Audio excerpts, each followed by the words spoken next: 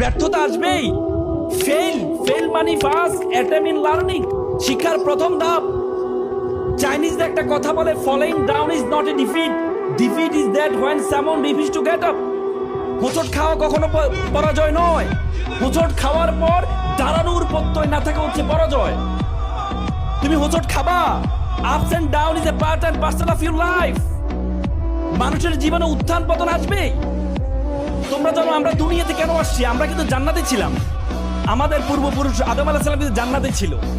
শুধুমাত্র একটা ভুল করার কারণে আদম আলাইহিস সালামকে শাস্তি স্বরূপ পৃথিবীতে পাঠানো হয়েছে। তার মানে আমরা পৃথিবীতে আসি শাস্তি স্বরূপ।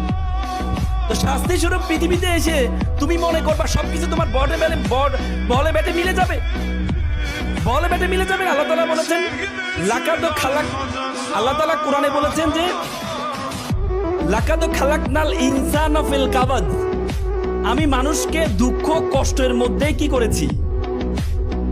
রেখেছি। তোমরা যখন দুঃখ দেখবা তখন দুঃখের পরে তোমার জন্য আনন্দ আছে, সে আনন্দটার জন্য তোমাকে অপেক্ষা করতে হবে, তোমাকে সেই জন্য অপেক্ষা করতে হবে। তোমরা জীবনটাকে এত মূল্যহীন ভাবলে হবে না। একবার একটা জলাশয়, একটা নদী, আবদ্ধ জলাশয়, একটা নদী গল্প করছে। তা আবদ্ধ জলাশয় বললো, দেখো তুমিও পানি ধারণ করো, আমিও পানি ধারণ করি, কিন্তু আমার মধ্যে মানুষ ময়লা ফেলে, আমার মধ্যে থাকে ব্যাঙ লাফঝাপ করে। আর তোমার নদী, তোমার মধ্যেও মানুষ ময়লা ফেলে, কিন্তু তোমার মধ্যে মাছ চাষ করে, মানুষ গোসল করে, কিন্তু আমার মধ্যে গোসলও করে না, মাছও চাষ হয় না, শুধু ব্যাঙ আওয়াজ করে। তখন নদী বলল, দেখো আমি কেন, মানুষ কেন আমাকে পছন্দ করে জানো?